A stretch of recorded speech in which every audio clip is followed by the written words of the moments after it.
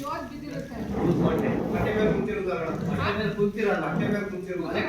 ಈ ಮೊಟ್ಟೆ ಮೇಲೆ ಗೊನೆ ಕೂರಿರ್ಬೇಕು. ಮೊಟ್ಟೆ ಮೇಲ್ಗಡೆ ನಿಮ್ಗೆ ಗೊನೆ ಇದ್ರೆ ಅದು ಒಳ್ಳೆ ಇದು ತಾಯಿ ಮರದ್ದು ಲಕ್ಷಣ ಅಂತ.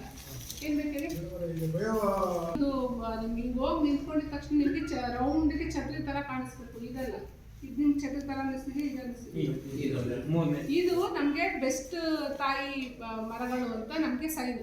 ಈಗ ವಯಸ್ಸು ನಾವು ಕೌಂಟ್ ಮಾಡೋಕ್ಕಾಗಲ್ಲ, ಕೂತ್ಕೊಂಡು ಅದು ಎತ್ತರ ಹೋಗಿರುತ್ತೆ. 30 ವರ್ಷ ಅಂದ್ರೆ ಅಷ್ಟು ಎತ್ತರ ನಾನು ಕೌಂಟ್ ಮಾಡೋಕ್ಕಾಗುತ್ತಾ?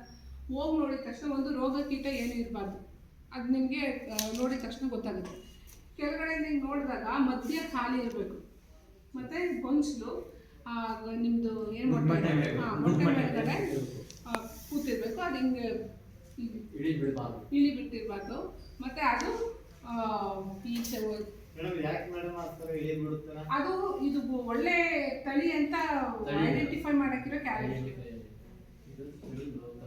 ಈಗ ಒಬ್ಬರನ್ನ ನೋಡಿದಾಗ ಯಾವುದು ಅದ್ರ ನೇಚರ್ ಇಳಿ ಬಿಟ್ಟಾಗ ಏನು ಗೊತ್ತಾ, ನಿಮಗೆ ಕಾಯಿ ಕಚ್ಚುತ್ತಲ್ಲ,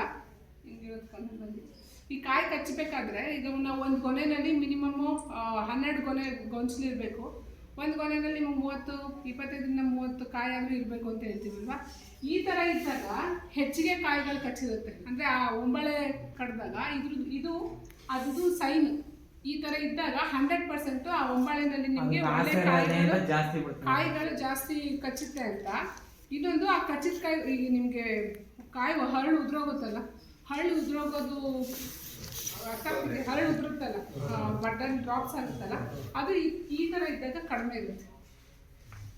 ಮತ್ತು ಇದರಲ್ಲಿ ರೌಂಡ್ ತೆಗೆದು ಬರುತ್ತೆ. ಈ ಥರ ಯಾವಾಗ ಅದು